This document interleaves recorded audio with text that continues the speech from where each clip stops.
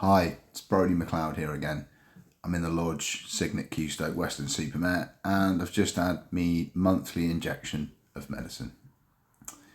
Won't talk about my condition or my medical treatment specifically, but what I'm going to talk about is some stuff I saw on social media recently which suggested that antipsychotic medications might not be the best treatment for mental disorder. He said broadly that there wasn't really, although there is evidence to suggest that chemical imbalance in the brain could be what makes us mentally unwell, there's also a different perspective, I understand, which kind of implies that social and environmental factors actually shape people more and are more relevant to recovery pathways than simply long-term prescription and treatment with antipsychotic medications. I used to be 80 kilo. I'm now about 110. My BMI is 29.7, which is that far away from being clinically obese. I used to be really fit and well like 3-4 years ago. I'll show you what I used to look like when I was well.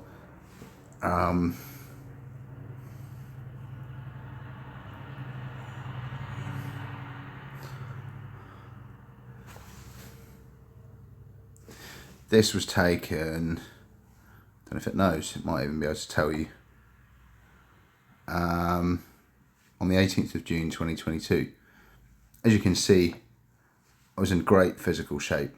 I was very nimble. I could do 50 press-ups on my knuckles without breaking a sweat, and used to do a workout which was very intensive. But since I've been injected with antipsychotics, I've now got quite a healthy belly that hangs over my jeans. It's revolting, and boobies that jiggle as I walk down the stairs. I've put on sort of several stone, and I've in Essex in 2023 I was sectioned there at Signet Colchester. They had a really good gym there, and I was using creatine and branched chain amino acids and protein shakes like I did in 2021, 22, 2020, well from 2018 until sort of 2022. I used to train every other day, and I got really good results from it. But once you start treatment with antipsychotics, then it's very difficult to metabolize. Really slows down your metabolism. I'm taking sea kelp to help with thyroid regulation at the moment, and it's got iodine and great source of iodine as well. And like basically when I've tried to exercise, we only get a 45-minute session in the gym. I exercised in Colchester every other day for about 3 months. I built muscle, my arms and my pecs felt a bit bigger, but I still couldn't lose the gut. And it's really, it's a horrible side effect when you go from being fit and well to being overweight or even obese. It's, that's only according to like my smartwatch and, rough calculations. Probably if you did the proper BMI, so I took my arm span and my chest measurements and my waist measurements and my inseam leg and all that shit. My grandpa Derek once did a proper BMI on me. He knew like the whole calculation, not just your weight and your height. That's can give a misleading, indicator sometimes, depending on your physiology or your body shape or your genetics. But without digressing into BMI, weight gain, side effects of antipsychotic medicines, they all have side effects. The psychotherapist the other day said something which I thought was quite relevant. Somebody was talking about side effects of medicine. I've heard it said before, and I don't really necessarily agree with it, but he said if alcohol came with a list of side effects, you wouldn't drink that either. If you would never have a beer if you knew the side effects. If it had side effects leaflet with it, then you wouldn't do that. I kind of look at it like holistically, or an analog kind of whole heuristic way. I just look at it as these are the effects. Like, antipsychotics, if you take something like quetiapine, I've taken in the past, I used to take 300 milligrams at 9 a.m. every morning, and you just fall straight to sleep. It's got such a powerful sedative effect. And when you do wake up sort of 3 hours later, you're just like, oh, you feel fucking lousy, like you've drank a £5 bottle of vodka.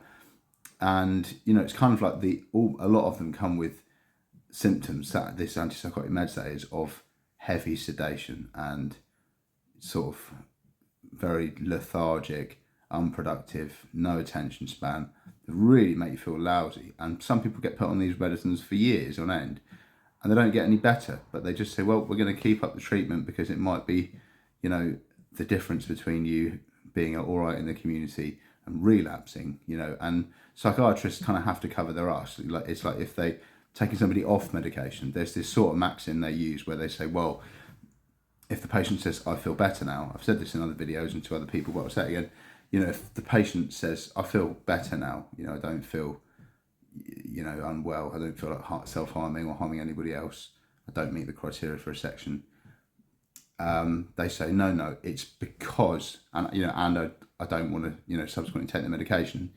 They say that's because of the medication that you feel better, and that's why you need to remain under treatment and sometimes under section and detention. So the problem is if somebody relapses, if doctors say, okay, you can stop taking your meds now, we don't feel you need them anymore, that's all very well. But if a patient relapses, they've got significant grounds for litigation. They can, you know, it's not as bad as in the States, but there is a litigation culture in this country. I mean, fuck knows, I've got, you know, probably pretty fair grounds for litigation myself. I'm reluctant to do it because it's like, for a lot of different reasons, predominantly because you don't really want to kind of wring money out of the budget of a hospital, this one, which is being funded by the NHS when people are dying on waiting lists. You know, I don't really think that, you know, compensation and litigation is the right route to go down, but I do want my human rights preserved, and I do want my community, my lifestyle, and my family to be able to be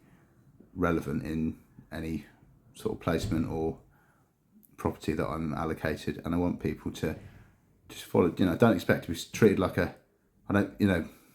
I'd be happy to be treated like a second class citizen, you know. Anyway, I've just conducted research. I asked this. I read recently that there's been some credible research on the efficacy of pharmacological treatment, of treatment, and my excellent grammar, for mental illness. I think I understood. Effectively, in brief, if the research, I didn't write if either, the research suggests that the present model, which predominantly works on the premise of a chemical imbalance in the brain, or maybe me just being completely illiterate, ultimately sort of making psychiatric illnesses tantamount to neurological disorders, could be fundamentally flawed, as this new research suggests.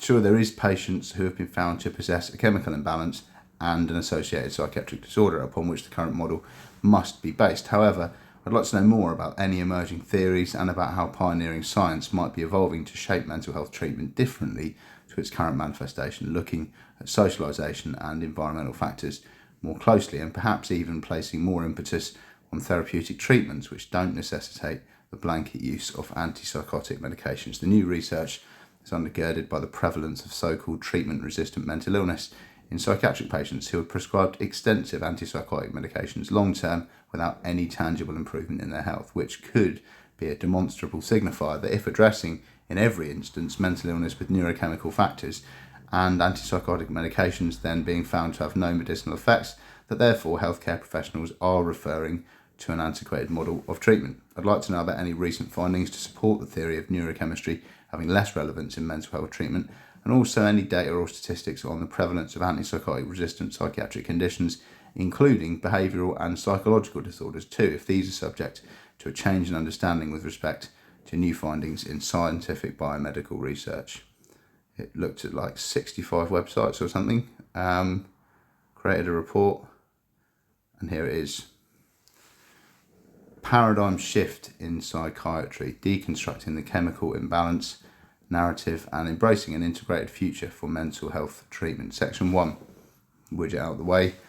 Deconstructing the chemical imbalance narrative, a critical history. The understanding and treatment of mental illness are undergoing a profound transformation, moving away from a simplistic neurochemical-centric model towards a more integrated and holistic paradigm. For decades, the public and indeed many clinicians have operated under the influence of the chemical imbalance theory, a narrative that posits conditions like depression caused by a deficiency in neurotransmitters, most notably serotonin. This report will critically examine the history of this theory, demonstrating that its cultural dominance owes more to pharmaceutical marketing and to robust scientific evidence. It will then explore the clinical limitations of a treatment model predicated on this theory, evidenced by the significant prevalence of treatment-resistant conditions. Finally, it will illuminate the new frontier of psychiatric science, including biosocial, psychosocial model, and neuroinflammation, the gut-brain axis, and trauma-informed care that are converging to shape a more nuanced, effective, and humane future for mental health care. This evolution represents a necessary paradigm shift, moving from a reduction myth to a complex systemic reality. So first bit, serotonin hypothesis, scientific origins and early evidence. The genesis of chemical imbalance theory is not rooted in a direct discovery of a neurochemical deficit in patients with depression. Instead, it emerged from a series of serendipitous clinical observations in the 50s, a historic detail that reveals a crucial inversion of the typical scientific process of discovery. The first antidepressant medications were not designed to treat depression at all. Iproniazid, whatever that is, a drug developed for tuberculosis, and imipramine, intended as an antihistamine, were both observed to have mood-elevating effects as a side effect of their primary functions. It was only after these clinical effects were noted that researchers began to investigate their mechanisms of action. They discovered that iproniazid inhibited the enzyme monoamine oxidase, which breaks down the neurotransmitters like serotonin, while imipramine blocked the reuptake of serotonin, effectively increasing its availability in the brain. Based on these backward-facing observations, a simple and compelling hypothesis presented itself. If drugs that can increase serotonin alleviate depression, then depression must be caused by a deficiency of serotonin. This line of reasoning led to the formal articulation of the monoamine hypothesis, most notably by Joseph Skilkraut in 1965, which initially focused on neurotransmitter norepinephrine before the scientific and commercial focus shifted decisively towards serotonin. This process represents a significant departure from conventional path medical discovery, where disease pathophysiology is first understood, leading to the development of a targeted treatment. In the case of depression, treatment was discovered by accident, and a plausible though unproven theory. I think someone's coming to my door. Yeah, it's lunchtime. Someone was coming to my door. So which paragraph? I can't remember where I was, because I'm mentally ill and I've got a poor memory. And I haven't slept very well last night either. Like, I'd never sleep well any night.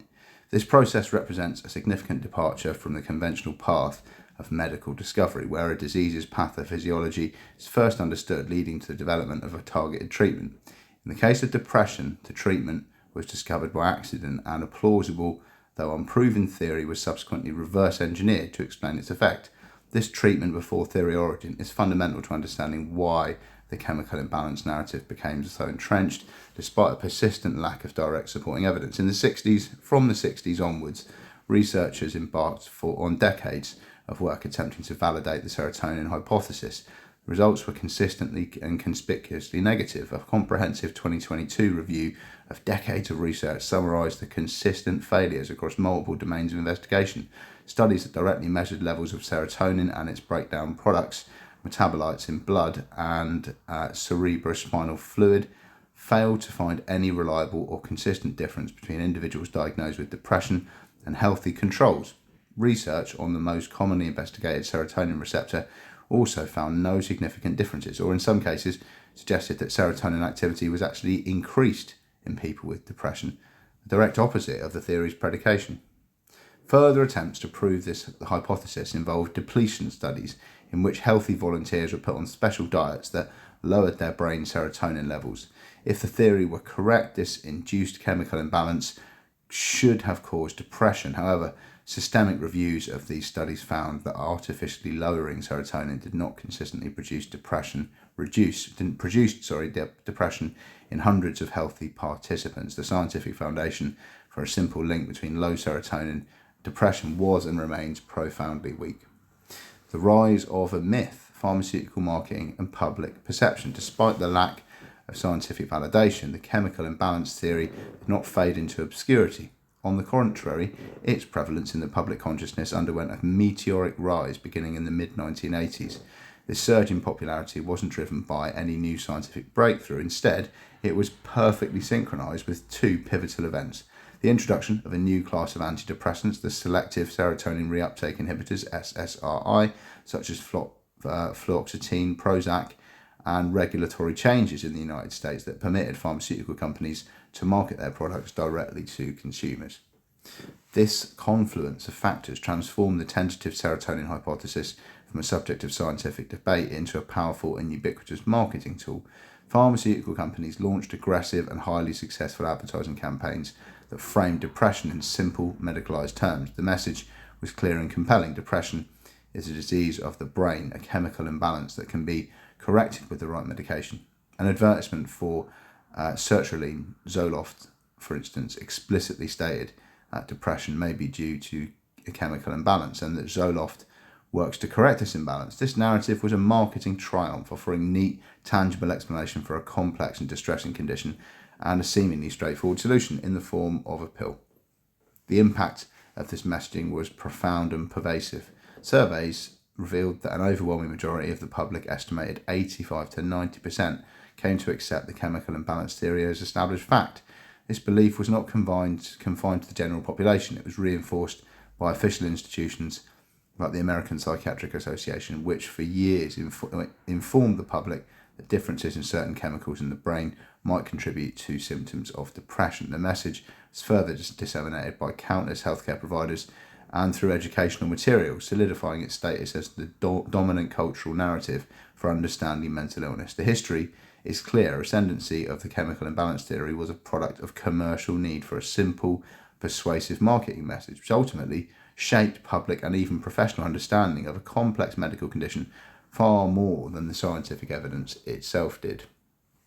The definitive rebuttal, the 2022 Moncrief Review and its aftermath. After decades of accumulating negative evidence, the serotonin hypothesis of depression was definitively challenged by a landmark umbrella review published in 2022 by team-led Professor Joanna Moncrief at University College London. An umbrella review is a high-level form of evidence synthesis that collates the findings from existing meta-analyses and systematic reviews, providing one of the most comprehensive overviews of a research topic possible. The Moncrief Review systematically examined the evidence from all major areas of research on serotonin and depression. The reviewer's conclusions are unequivocal and systematically dismantled the theory piece by piece. Serotonin levels and metabolites. Research comparing levels of serotonin and its breakdown products in blood or brain fluids found no difference between people diagnosed with depression and healthy control participants. Serotonin receptors. Studies of serotonin receptors, the proteins on nerve cells that serotonin binds to, also found no consistent differences. Some evidence even suggested that serotonin activity might be increased in people with depression, contradicting the theory. The serotonin transporter. The review examined the serotonin transporter protein, the very molecule that SSRIs target. Again, studies found no consistent differences, and some evidence pointed to increased serotonin activity in people with depression. Depletion studies. As previously noted, reviews of experiments that artificially lowered serotonin levels in healthy volunteers found this didn't actually induce depression. Genetic studies. The review analysed massive studies involving tens of thousands of patients that looked at the gene responsible for making the serotonin transporter. These studies found no difference in the frequency of gene variants between people with depression and healthy controls, and no evidence for an interaction between this gene, stress, and depression. The publication of this review caused a significant stir in the media among the public, with many feeling that they'd been misled by the medical establishment. However, the reaction from within the psychiatric research community was markedly different. Many leading psychiatrists dismissed the review as much ado about nothing, arguing that the field's top researchers had long abandoned the simplistic chemical imbalance theory and already understood depression as a far more complex, heterogeneous condition. This disconnect reveals a critical and consequential gap between academic psychiatry and frontline clinical practice. While researchers in elite institutions may have moved on, the oversimplified narrative continues to be a powerful force. in the real world. A 2024 study found that healthcare providers were the single most influential source of leading college students to adopt the chemical imbalance belief. Similarly, analysis have shown that college textbooks continue to present simplistic chemical imbalance explanations of depression. This demonstrates a systemic failure in translating updated scientific understanding from research centres to clinicians, educators, and the public. The result is that patients have been making profoundly important decisions about their health based on a model that is not only scientifically unsupported, but has been known to be so for decades by the very experts who oversee the field. The paradox of stigma, unintended consequence of the biomedical narrative. The chemical imbalance narrative was initially promoted with seemingly benevolent intentions by framing depression as a biological medical condition, a brain disease akin to diabetes. Proponents hoped to reduce the self-blame and stigma often associated with mental illness. The goal was to legitimise the suffering of patients, assuring them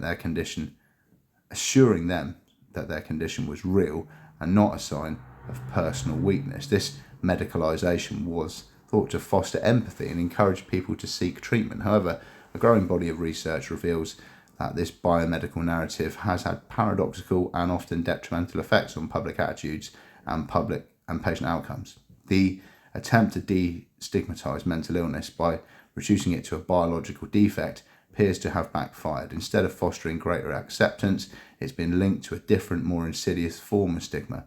Studies have shown that so-called biogenetic beliefs about mental illness, such as the chemical imbalance theory, led to greater desire for social distance from those with mental health conditions and increased perception of them as being dangerous. Furthermore, this narrative can instill a sense of therapeutic pessimism and hopelessness. Believing that one's depression is the result of a fixed biological abnormality, like a broken brain, has been shown to reduce hope for recovery, especially through non-pharmacological means like psychotherapy. If the problem is purely chemical, the logic follows that then the solution must also be purely chemical, diminishing the perceived value of psychological and social interventions. This deterministic view can undermine the patient's sense of agency and their belief in their own ability to influence their recovery. Most strikingly, one study conducted among patients at a psychiatric hospital found that those who more strongly endorsed the chemical imbalance explanation of depression actually had more severe depression symptoms by the end of their treatment. This suggests that the very explanation intended to alleviate distress may, in some cases, exacerbate it. The lesson from this stigma paradox is that a more effective anti-stigma message must be more nuanced. It must validate a person's suffering as real and legitimate without resorting to a deterministic biological explanation that can infinitely create a sense of otherness, hopelessness, and disempowerment. Section 2, quite long this one. The limits of the current paradigm, treatment resistance, and pharmacological efficacy. The most compelling practical argument against the sufficiency of the neurochemical model comes not from theoretical debates, but from the clinical realities faced by millions of patients. A substantial portion of individuals diagnosed with major psychiatric conditions do not experience adequate relief from standard pharmacological treatments. This phenomenon, known as treatment resistance, is not a fringe issue, but a major public health challenge that underscores the limitations of a one-size-fits-all chemically focused approach. An examination of the data on treatment resistance and a critical analysis of medication efficacy reveal a clear and urgent need for alternative models and a broader therapeutic toolkit. Defining and quantifying treatment resistance. The concept of treatment resistance refers to the failure of a patient's symptoms to respond adequately to standard evidence-based therapies. This clinical reality has led to the development of specific diagnostic criteria for several major disorders, highlighting the scale of the problem. The very term treatment resistant, however, is problematic. It implicitly places the locus of failure, love the word locus, on the patient or their illness, suggesting an active opposition to an otherwise effective therapy. This framing can contribute to feelings of frustration, hopelessness, and failure for individuals who are already suffering immensely. A more accurate and less stigmatizing perspective might reframe this phenomenon as medication inadequate illness, shifting the focus from a resistant patient to the inherent limitations of the available treatments and the underlying model that guides them. Treatment-resistant depression, TRD, is a significant challenge in mood disorder management. While definitions can vary, it's generally diagnosed when a patient with major depressive disorder, MDD, fails to show a clinically meaningful improvement after at least 2 adequate trials of different first-line antidepressant medications. Sorry, I'm just drinking a bit of coffee and having a vape because I've been reading for 25 minutes.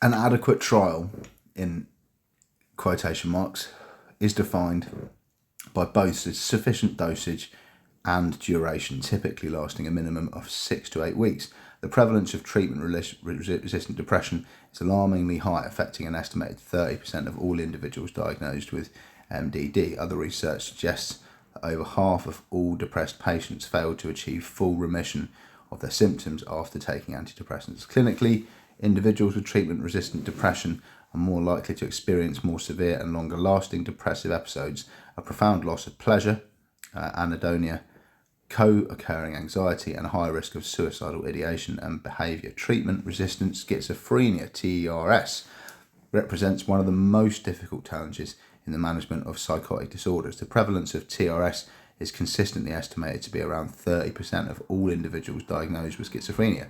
A large-scale meta-analysis incorporating 50 different studies found that an even higher pooled prevalence of 36.7%. This resistance often manifests early, with meta-analytic data showing that nearly 23% of individuals experience treatment resistance during their very first episode of psychosis.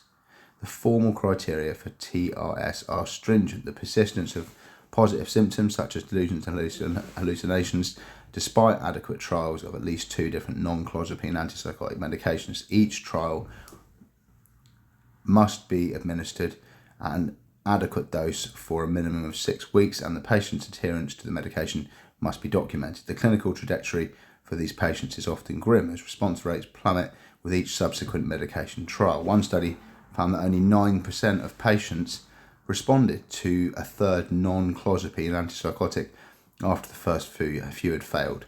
Following table synthesises the key data on these conditions. These tables are not really very easy to read out on my phone.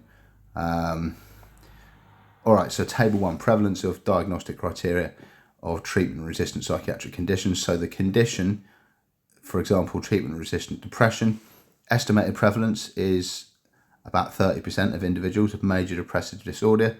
50% fail to achieve full remission.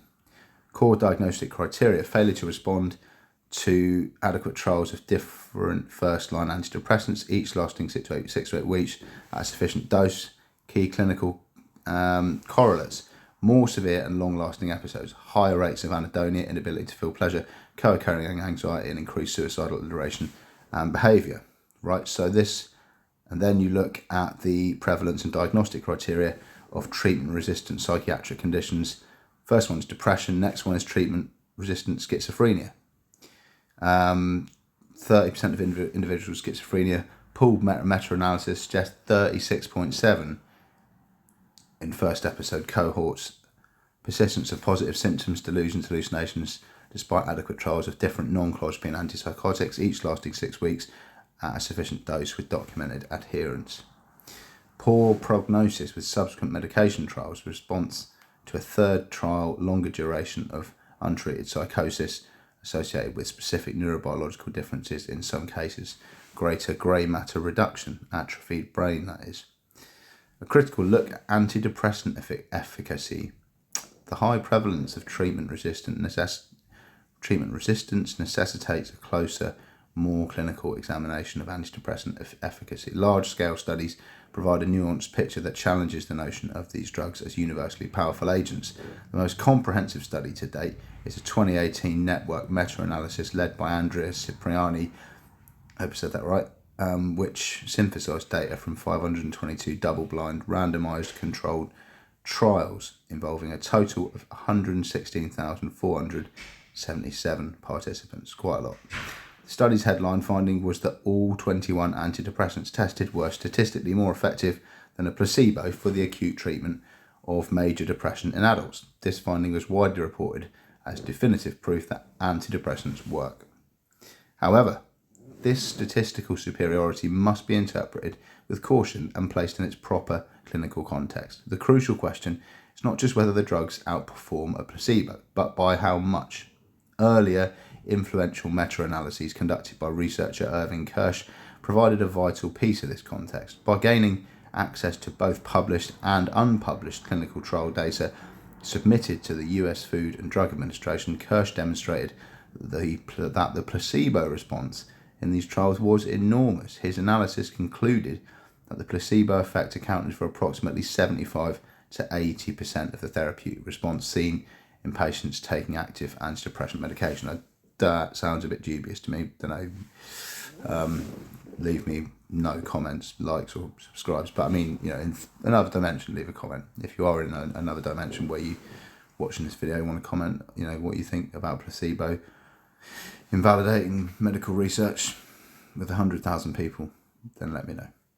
Furthermore, it goes on to say, the magnitude of the benefit of medication over placebo appears to be highly dependent on the initial severity of the depression. For patients with mild or moderate symptoms who constitute the majority of those prescribed these drugs, the difference in outcome between the antidepressant and a placebo is minimal or non-existent on average. The benefit only becomes substantial and clinically meaningful for patients with a very severe depression. This suggests that for many individuals, the specific chemical action of the drug may be a relatively small component of their improvement. Much of the benefit may derive from non-specific factors common to both the drug and placebo groups. In placebo, again, I don't know, such as the hope and expectation that come with receiving treatment, therapeutic contact with a clinician, and the natural waxing and waning course of the illness itself. I mean, in my experience, most people are reluctant to take their meds. They don't want to take them. They don't like them because they make them feel bad, and they don't think they're doing them any good. I don't think people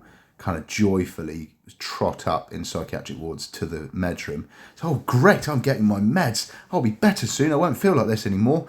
Oh, lovely. They go, oh, fuck off. I don't want to take your fucking meds. Leave me alone. And then they get a crew of people that hold them down and inject their buttock.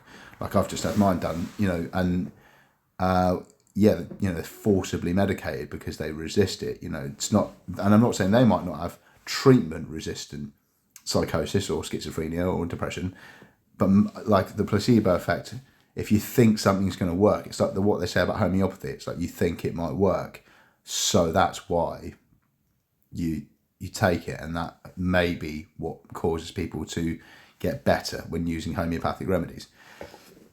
I don't know where I stand on homeopathy. The Mitchell & Webb sketch, Homeopathic A&E, is about 3 minutes long, and it's worth a watch on YouTube. Where was I? This suggests that for many individuals, the specific chemical action, no, I've got down to there. Yeah, placebo drugs, there we go. The fact that these drugs are statistically superior to placebo is true, but for the average patient, this difference may not be large enough to be clinically significant. It's a critical nuance often lost in public discourse.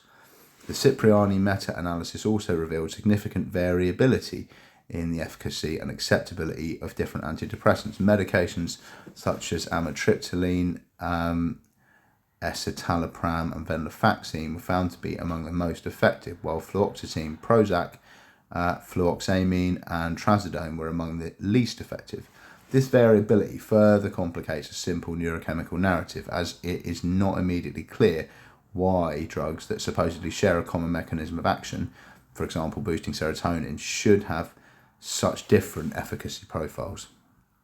The burden of long-term antipsychotic treatment for individuals with severe and persistent mental illnesses like schizophrenia, long-term maintenance treatment with antipsychotic medication is the established standard of care, primarily aimed at preventing symptomatic relapses. Randomized controlled trials consistently demonstrate the efficacy of these medications for both acute treatment of psychosis and long-term relapse prevention. However, this efficacy comes at a significant cost, imposing a heavy burden of adverse effects that complicate long-term use, contribute to a difficult clinical trade-off. All available antipsychotic drugs, including both older first-generation and newer second-generation agents, that's what I'm on, a second-generation one, are associated with a range of potentially serious side effects. Older agents are particularly known for causing neurological side effects known as extrapyramidal symptoms. I've had those, which include tremors, muscle rigidity, and restlessness, while newer agents generally have a low risk of EPS. They carry a high risk of severe metabolic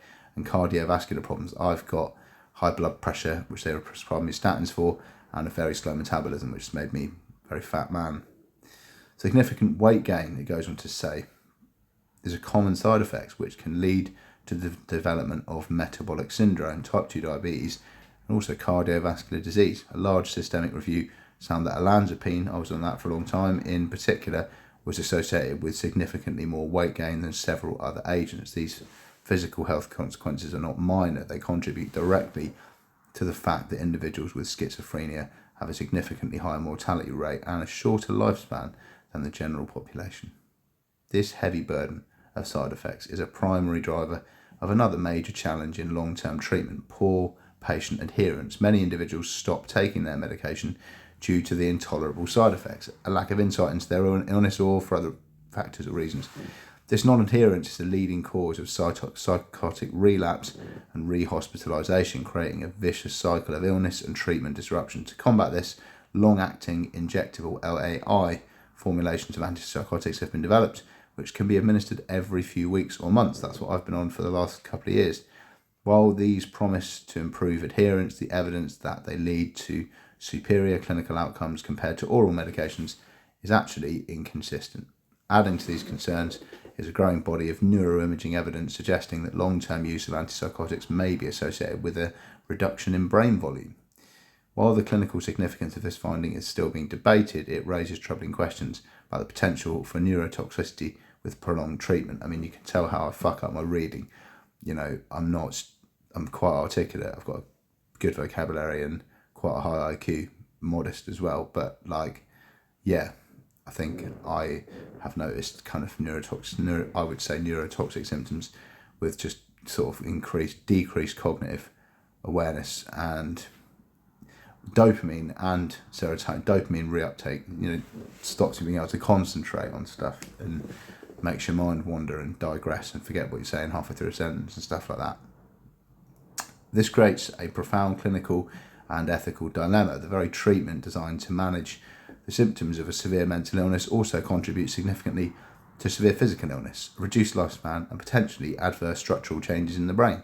This is not sustainable or optimal long-term strategy and highlights the desperate need for safer, non-pharmacological, or more precisely targeted interventions that can break this difficult trade-off. Section 3, that's what I'm detained under. The new frontiers of psychiatric science, reconceptualizing mental illness. The clinical limitations of neurochemical model have served as a powerful catalyst for scientific innovation. In response to the clear inadequacy of simple chemical imbalance theory, researchers across multiple disciplines are converging on a new, far more sophisticated understanding of mental health. This emerging paradigm is not a single theory, but a collection of interconnected systems level frameworks that together provide a more holistic and scientifically robust picture of mental illness. It moves beyond a narrow focus on neurotransmitted to incorporate the dynamic interplay of genetics, environment, immunity, metabolism, and life experience. This section will explore the core components of this new scientific frontier: a biopsychosocial model, neuroinflammation, the gut-brain axis, and the shift from chemicals to circuits, and the trauma-informed lens. To frame this explanation, the following table provides a direct comparison between the core tenets of the old biomedical model and the new integrated systems model that's replacing it. So, dimension, biomedical, neurochemical model, the systems integrated model. So those are our three top bits. The core premise of the biomedical neurochemical model is that illness is a chemical defect or lesion within the brain. But the integrated systems model would say that illness is a state of systemic dysregulation resulting from complex interactions. So, primary causal factors. The biomedical neurochemical model says that a deficiency or excess of a single neurotransmitter, for example in depression, serotonin, but the integrated systems model says that the dynamic interplay of genetic predispositions, environmental stresses, trauma, inflammation, gut microbiota, and psychological factors might be responsible. Locus, again, second time, triple word score, of the problem, located, so in the original model, entirely within the individual's brain. Maybe in the new model, we found in the interaction between the individual psychology, and their environment, social and cultural factors. Primary therapeutic goal of, let's move my head and other widget, of the biomedical neurochemical model is to correct presumed chemical imbalance with pharmacological agents. Psycho-co-pharmacological. Restore, but the new system would say restore the systemic balance, resilience and well-being through multimodal personalised interventions, therapeutic, social, nutritional and lifestyle. I think nutrigenomics and nootropics probably have a good part to play. In Australia, they've just legalised both psilocybin and MDMA for use for treatment with mental health, which don't address an imbalance in your brain. Just probably, if anyone's used them, you know how you make them feel. I wouldn't really want to be on an MDMA script, I don't think, unless it was a microdose. But if it was a microdose, and I was feeling as self-destructive as I did 3 times in 2024, I think maybe I probably wouldn't have had that, relapse in my mental health if maybe I'd just taken a tiny bit of Mandy. But who knows? They're using it anyway, so they know more than me. 3.1, the biopsychosocial model, a holistic foundation. The conceptual bedrock for this new paradigm was laid decades ago by psychiatrist George Engel. In 1977, Engel proposed the biopsychosocial model, BPS, model as a direct challenge to the prevailing biomedical model, which he argued was overtly reductionist and failed to account for the full spectrum of human illness. The biomedical model, in its extreme form, views disease as a problem that best understood at the lowest level of natural systems, a molecule or the cell, placing little to no importance on psychological or social phenomena. In contrast, biopsychosocial model provides a holistic and systemic framework. Its core principle is that health and illness are not a result of a single causal factor, but emerge from a dynamic, continuous interplay between 3 distinct but interrelated dimensions. So first of all, he reckons biological factors. This dimension includes an individual's genetic predispositions, neurochemistry, brain structure, immune function, and overall physical health. That's like 5 things. They check your physical health in hospital. They do your obs, your blood pressure, your systolics. They do electrocardiograms, but that's it. So they don't check, neurochemistry, genetic predispositions, brain structure, or immune system function necessarily. I mean, I'm sure they have been checked, people if they've got autoimmune conditions, if they're, covered in lesions or whatever. And, I guess if someone says my mother and father were both schizophrenic, that probably would be taken into account in terms of genetic predispositions. But broadly, it's not that on their kind of top priorities to investigate. The second distinct but interrelated dimension of the biopsychosocial model is psychological factors. This encompasses an individual's thoughts, emotions, beliefs, personality, coping styles, and behaviours. It recognises the powerful role of the mind in shaping health. Social factors. This includes the broad context of an individual's life, such as their family relationship, community support, cultural background, socioeconomic status, and exposure to life stresses or trauma. Like social workers work on this, I guess. Social factors, they should do anyway. And they do try to help people, to guide them to, embrace family relationships, get out into the community, using occupational therapy in hospital and community psychiatric nursing and community mental health teams. I don't know about cultural background or socioeconomic status, but factoring that into the treatment model is probably done, and thinking about life stresses or trauma, of course, is kind of can't be ignored, normally by a multidisciplinary team or a responsible clinician, or on discharge, a community psychiatric nurse, or, any counselling or psychological therapy, psychotherapy that anybody gets on the NHS, although there's an extremely long waiting list, I understand. The biopsychosocial model more fundamentally reframes the understanding of mental illness. A condition like depression, for example, is not seen simply as a neurobiological feature. It is conceptualized as an emergent state influenced by that neurobiology in conjunction with an individual's coping style, psychological, and their level of familial and community support, social. This approach emphasizes the importance of treating the whole person, not just a collection of symptoms or a diseased organ. By doing so, it encourages multidisciplinary collaboration among healthcare professionals and empowers patients by helping them recognise the many factors beyond pure physiology that they can influence to aid their own recovery. It shifts the focus from a static, deterministic view of illness to a dynamic, context-dependent one. Neuroinflammation, the brain's immune connection. One of the most exciting and rapidly advancing fields in psychiatric research is the study of neuroinflammation, inflammation within the central nervous system. This field provides a powerful biological mechanism directly linked to different domains of biopsychosocial model, explaining how psychological stress and social adversity can be transcended into tangible changes in brain function. For a long time, the brain was considered immune privileged, largely walled off from the body's immune system by the blood-brain barrier. But now, understood that the brain has its own resident immune cells and is in constant communication with the peripheral immune system.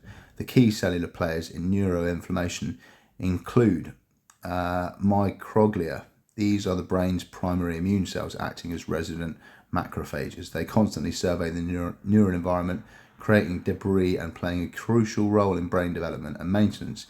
In response to injury, infection, or stress, they can become activated and release inflammatory molecules. Astrocytes. These star-shaped glial cells are also heavily involved in the brain's inflammatory response and help modulate the activity of both microglia and neurons. The inflammatory process is mediated by signaling molecules called cytokines and chemokines. Pro-inflammatory cytokines like interleukin 6 or IL-6 and tumor necrosis factor alpha, TNF-A, can be produced within the brain or can enter from the periphery, influencing neurotransmitter systems and neuronal function. Crucially, neuroinflammation is not an isolated process. It's intimately linked to the body's primary stress response system, the hypothalamic pituitary adrenal. Just talking about that when I have my injection axis. Chronic psychological stress, such as that arising from adverse life events or trauma, leads to the dysregulation of the HPA axis, resulting in sustained high levels of stress hormone cortisol. This in turn promotes systemic inflammation throughout the body, which then fuels neuroinflammation in the brain. This creates a vicious cycle where stress promotes inflammation and inflammation makes the brain more vulnerable to the effects of stress. This model provides concrete biological pathway connecting a patient's life experiences, the social and psychological, to their brain biology, offering a much more sophisticated explanation for the onset conditions like depression and anxiety than a simple neurotransmitter deficiency. The gut-brain axis, a second brain. Another revolutionary concept reshaping the understanding of mental health is the gut-brain axis. This refers to the complex bidirectional communication network that links the central nervous system, the brain and spinal cord, with the enteric nervous system, the intricate web of neurons embedded in the lining of the gastrointestinal tract. This second brain in the gut is in constant dialogue with the brain in our head, communicating via neural, endocrine, and immune pathways. The critical component of this axis is the gut microbiota, a community of trillions of bacteria, viruses, fungi that inhabit our intestines. Far from being passive bystanders, these microorganisms are active participants in our physiology and have a profound influence on brain function, mood, and behaviour. The gut microbiota can moderate brain processes in several ways. Neurotransmitter production. Gut bacteria can synthesize and influence a wide range of neurotransmitters and their precursors, including serotonin, of which over 90% is produced in the gut. Never do that. Dopamine and GABA. Immune system regulation. The microbiota plays a central role in training and regulating the immune system. An imbalance in the gut microbiota, known as dysbiosis, can lead to a leaky gut, allowing pro-inflammatory substances to enter the bloodstream and contribute to the systemic inflammation that drives neuroinflammation. So it's important that you eat well, maybe take probiotics as well. I mean, I take digestive enzymes like these tablets for 20 quid from Holland and Barrett. I also take lion's mane and ashwagandha every day and sea kelp every day. Anyway, stress response modulation. The gut microbiota can influence the activity of the HPA axis, thereby affecting how an individual responds to stress. This research has established clear links between intestinal dysbiosis and a range of neuropsychiatric disorders, including depression, anxiety, and schizophrenia. For example, studies have found direct relationships between negative symptoms in schizophrenia and alterations in specific families of gut bacteria. This has opened up entirely new therapeutic avenues. The concept of psychobiotics, the use of specific probiotics, beneficial bacteria, and prebiotics, fibres that feed them, to positively influence mental health by modulating the gut microbiota is a promising area of active research. This radically expands the definition of biological treatment beyond pharmacology to include interventions like diet and targeted supplementation.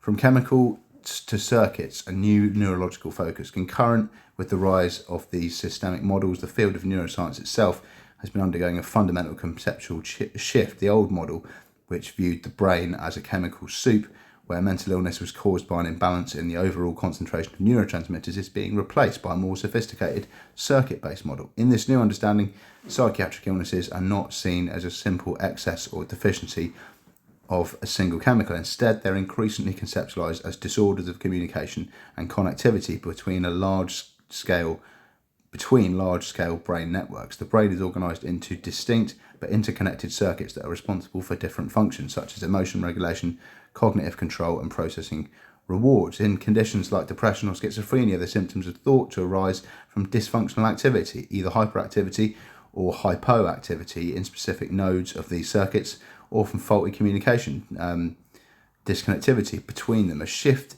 from a chemical focus to a circuit focus has profound implications for both diagnosis and treatment. It's paving the way for the use of advanced neuroimaging techniques to identify circuit level biomarkers of illness, potentially leading to more objective and biologically grounded diagnostics.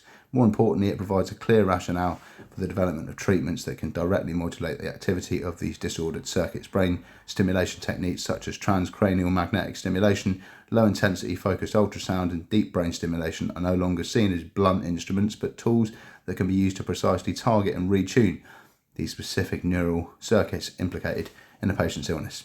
The trauma-informed lens, shifting the question. The final piece of this new paradigm, which is great, I think I'm running out of space on my phone. It's saying the final piece of this new paradigm is not in biological theory, but a fundamental shift in clinical perspective known as trauma-informed care. This approach provides a powerful framework for understanding the why behind many psychiatric symptoms and integrates seamlessly with the biopsychosocial model by emphasizing the profound and lasting impact of life experiences on an individual's biology and physiology. The core principle of trauma TIC is a simple but revolutionary shift in the clinics and clinicians' guiding question: what's wrong with you, to what happened to you. This change in focus reframes symptoms not as signs of an inherent disease or defect, but understandable, often adaptive responses to overwhelming or adverse life experiences. TIC operates on the assumption that any individual seeking service may be a trauma survivor, and it seeks to create a therapeutic environment that actively avoids re-traumatization.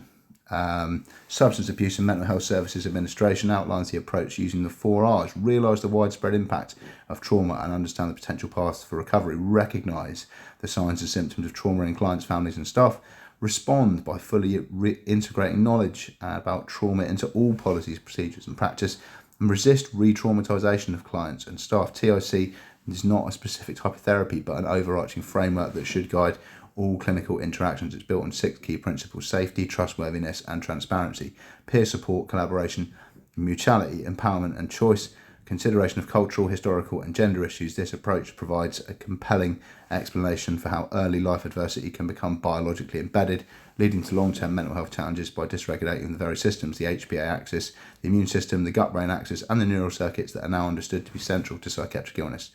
Together, these emerging frontiers are not disparate theories, but deeply interconnected parts of a single coherent story. The biopsychosocial model provides the overarching structure. The trauma-informed lens identifies a key psychosocial input, adverse experiences. These experiences trigger biological cascades, including HPA axis dysregulation and the systemic inflammation, which in turn drive neuroinflammation and disrupt the gut-brain axis. This systemic disruption, ultimately, these systemic disruptions, to paraphrase, ultimately manifest as the altered activity in neural circuits that produces the symptoms we label as mental illness. This creates a rich multi-level causal chain from the social experience to brain function, replacing the simplistic chemical imbalance with a dynamic and integrated pathophysiology that is inherently more hopeful, as it points to multiple avenues for intervention and healing. I can't read properly anymore. I don't know why. Maybe because of meds. Section 4, the future of mental health care towards personalised and holistic treatment. This is almost an hour long now. I reckon what I might do is just go to my gallery before this video cuts me off and just delete some videos preemptively. This one was an hour long and that one's 23 minutes long. Just delete those, move to the recycle bin, empty the recycle bin. There you go. That should stop this video from getting fucked. So section 4, the future of mental health care towards personalised and holistic treatment. The paradigm shift in the scientific underpinning of mental illness is necessarily driving a corresponding evolution in clinical practice. The move away from a one-size-fits-all pharmacologically dominant model is accelerating, giving rise to a future of mental health care that's more personalised, multimodal and holistic. This new approach seeks to tailor interventions to the unique biological and biographical reality of each individual, leveraging a wide range of evidence-based tools that go far beyond the prescription pad. It emphasises empowering patients, restoring agency, building resilience through a combination of advanced medical technologies, proven psychotherapies and fundamental lifestyle interventions. The promise of personalised medicine. The ultimate goal of personalised medicine in psychiatry is to move beyond the current trial and error approach to treatment. It aims to use an individual's unique biological and clinical profile to predict their susceptibility to illness, achieve a more accurate diagnosis and, most importantly, select the most effective treatment for them from the outset. This unique profile is a composite of multiple data streams, including genetic variations, epigenetic modifications, observable biomarkers such as inflammatory markers, clinical symptomatology, and environmental factors. A prominent application of this approach is the pharmacogenetic testing. Commercial tests such as the GeneSight psychotropic test analyse a panel of genes known to be involved in how the body metabolizes psychiatric medications. Pharmacokinetics, I don't know what that word means, and how those medications affect the brain. Pharmacodynamics, the test analyses a patient's DNA from a simple cheek swab and generates a report that categorises dozens of common psychiatric medications as used as directed. Green, moderate gene-drug interaction. Yellow, or significant gene-drug interaction. Red. The goal is to help clinicians avoid medications that may metabolize too quickly, leading to inefficiency, or too slowly, leading to toxicity and side effects, thereby reducing the often frustrating process of cycling through multiple ineffective drugs. While promising, the clinical utility of these tests is still evolving. A large randomized controlled trial found that using the GeneSight test led to statistically higher rates of response and remission at 8 weeks for patients with depression compared to ordinary treatment as usual. However, these differences did not persist in the 24-week follow-up. The field is still considered to be an information gathering infancy stage, and these tests are not yet a definitive guide, but rather one piece of a larger clinical puzzle. This development, however, highlights a fascinating tension in the concept of personalisation. One path.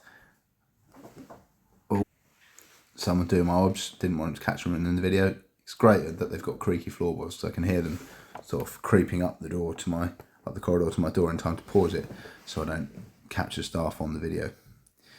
Anyway, one path, represented by pharmacogenetics, is a form of hyperbiomedical personalisation aimed at finding the right drug for the right genes. This is, in effect, a refinement of the old model. The other path, represented by holistic and biopsychosocial care, is aimed at finding the right combination of multimodal interventions for the whole person. A truly advanced and integrated future of mental health care will need to merge these two paths using genetic and biological markers, not to just select a pill, but to predict who might respond best to a specific psychotherapy, who is in most need of intensive nutritional intervention, or who is most biologically vulnerable to the inflammatory effects of stress, thereby personalising the entire holistic toolkit.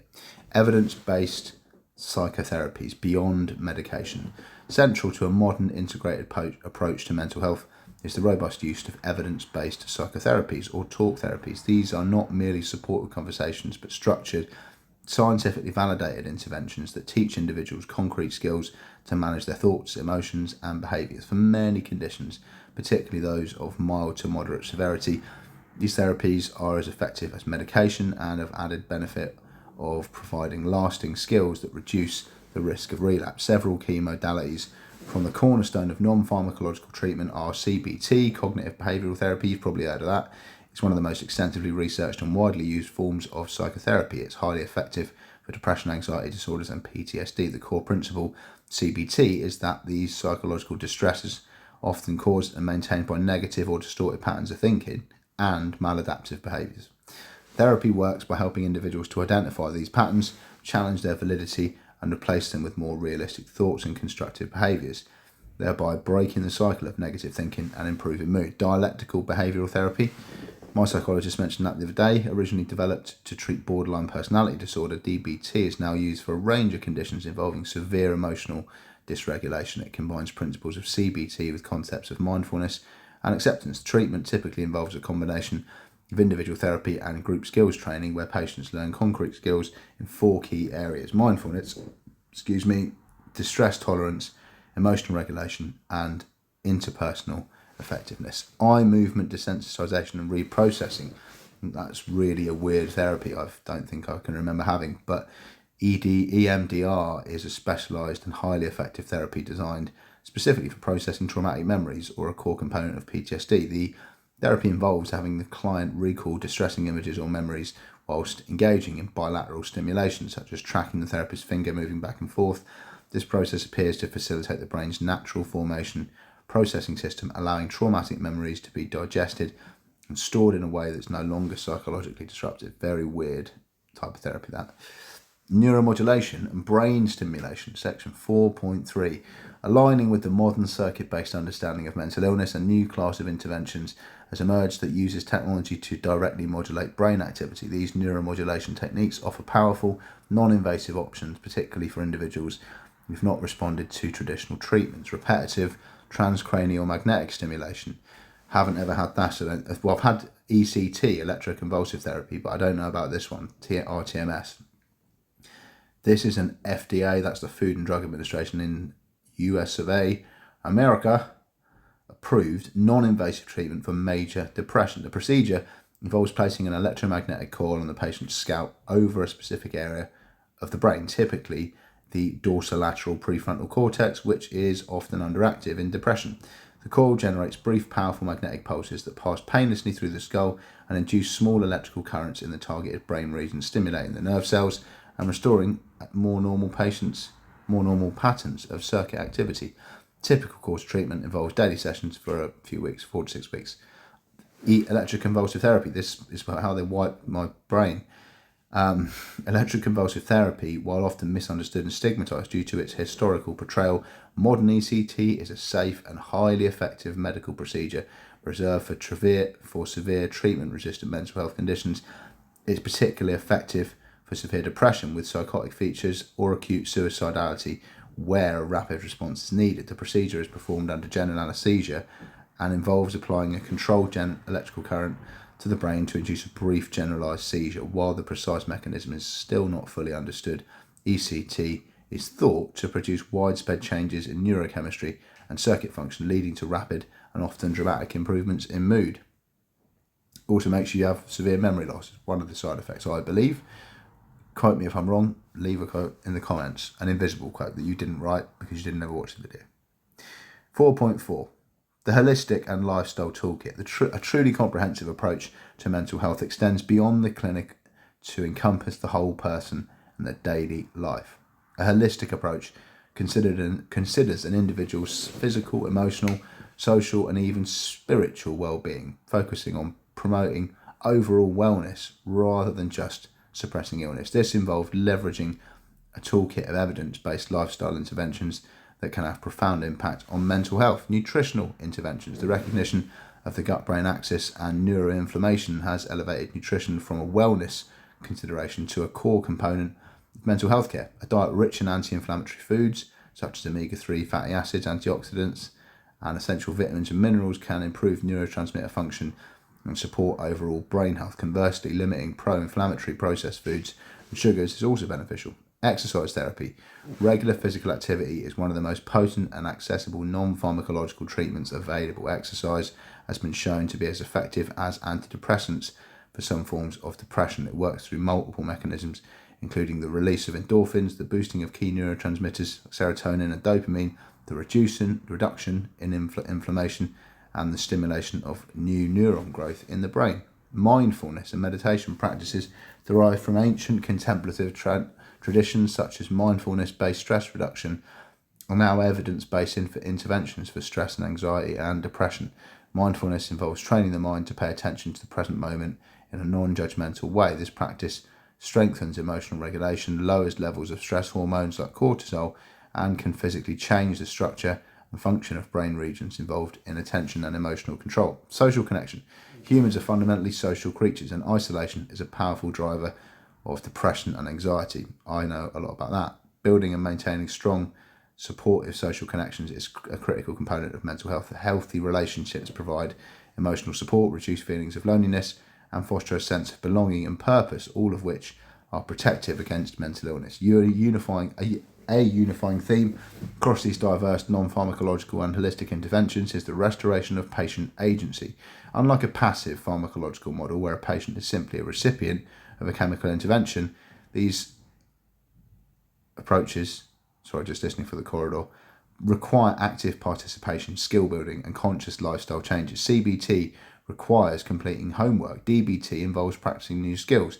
Exercise demands physical effort, and mindfulness requires dedicated practice. This shift in modality is also a fundamental shift in the role of the patient, from a passive recipient of a cure to an active, empowered co-producer of their own health and well-being. Furthermore, many of these interventions, exercise, nutrition, stress management, and social connection, are the very same strategies recommended for the primary prevention of mental illness. This blurs the line between treatment and prevention, suggesting that mental health care should be viewed not as a reactive intervention for a crisis, but as a continuous process of promoting and restoring well-being across the lifespan.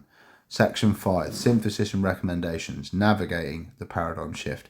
The field of psychiatry is at a critical inflection point. The journey from scientifically unsupported chemical imbalance theory to a more sophisticated, integrated, and systemic understanding of mental health represents a fundamental paradigm shift. The high prevalence of treatment-resistant conditions has served as the undeniable clinical catalyst for this evolution, demonstrating the profound limitations of a model that reduces complex human suffering to a simple neurochemical deficit. The future of mental health care is being built on a new foundation, one that's collaborative, empowering, and person-centered, that seamlessly integrates psychosocial, biological, and social care, and that ultimately treats the individual in their entirety.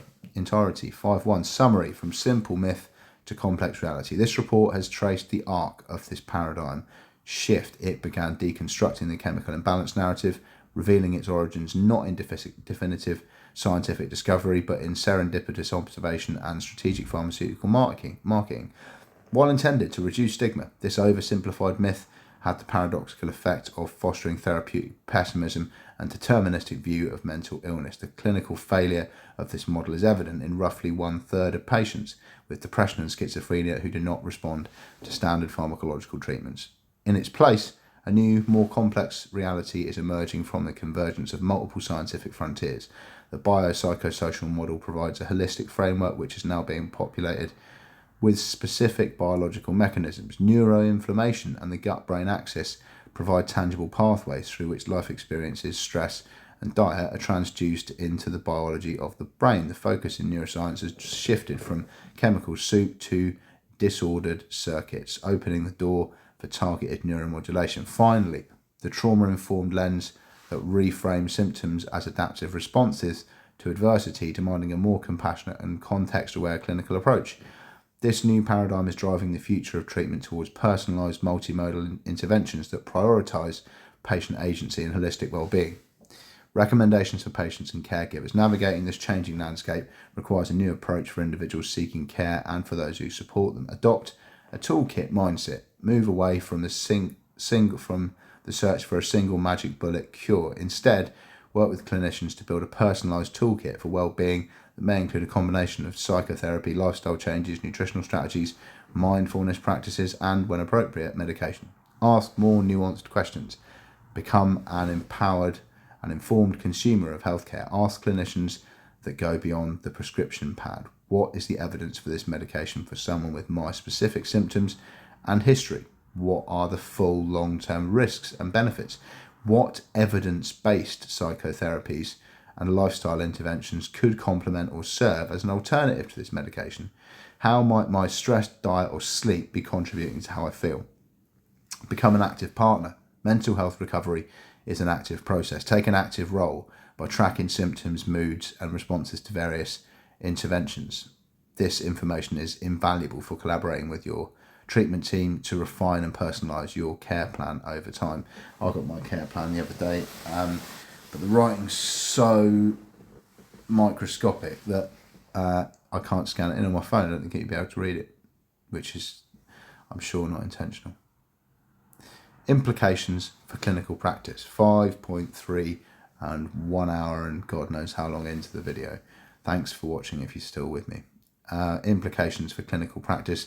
The paradigm shift demands a significant evolution in the training and practice of mental health care professionals. Embraced honest communications. Clinicians should definitively abandon the simplistic chemical imbalance shorthand. It is imperative to engage in more honest and transparent conversations with patients about the true complexity of mental illness, including the current specific understanding and its limitations. This builds trust and fosters a more realistic and collaborative therapeutic alliance. Implement stepped care models. Clinical guidelines should more strongly promote a stepped care approach, particularly for mild to moderate conditions.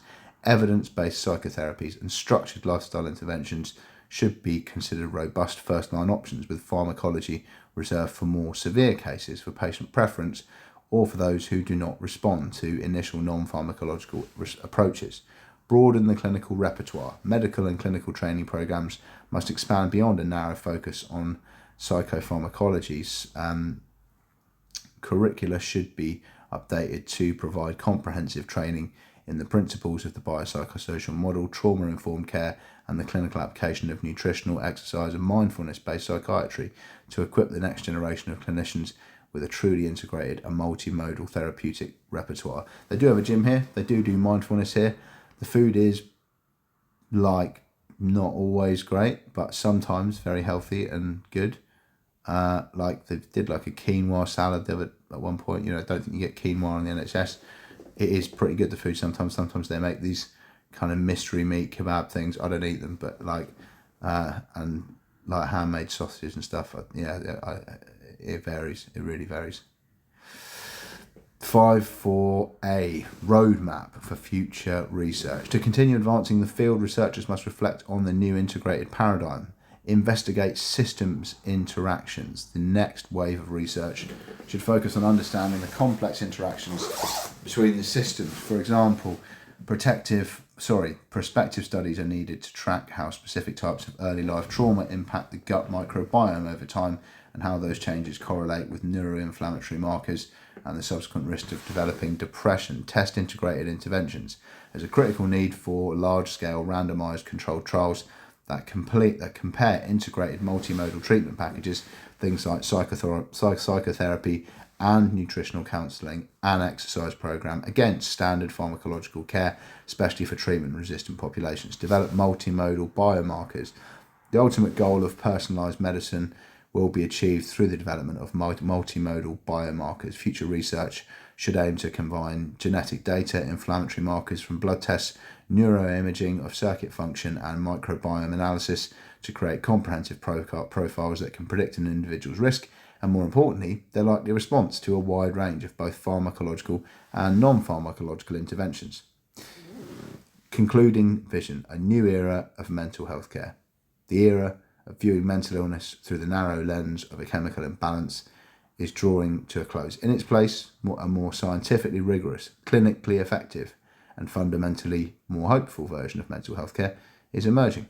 It is a vision where a person's story is as important as their symptoms, where nutrition and exercise are considered powerful biological interventions, and where healing is understood as a collaborative journey of restoring balance to the complex interconnected systems that make us human. This paradigm shift is not just a scientific evolution, it's a moral and practical imperative that promises a future where mental health care is truly holistic, personalised and empowering for all. There's loads of websites there. I'll try and put a link to this in the description. If you're in a mental hospital, do take your meds, because you'll get injected forcibly by a team of people with latex gloves on if you don't. But it's 1:30 now. I've got to go and eat my lunch.